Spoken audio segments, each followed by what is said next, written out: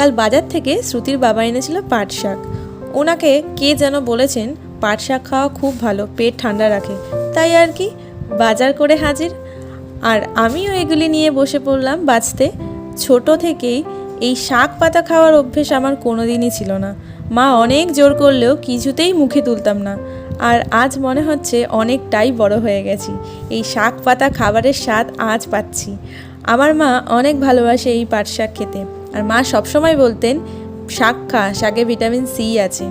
যাই হোক, মাকে এটি বাছতে এবং রান্না করতে দেখেছি, তাই মায়ের মতো করে পাট শাক রান্না করতে চেষ্টা করলাম। আমার মনে হয় মায়ের মতো পুরোপুরি রান্না শিখতে আমার হয়তো কয়েকটা বছর কেটে যাবে। যাই হোক বন্ধুরা, ভিডিওটা কেমন লাগলো তোমরা অবশ্যই জানিও।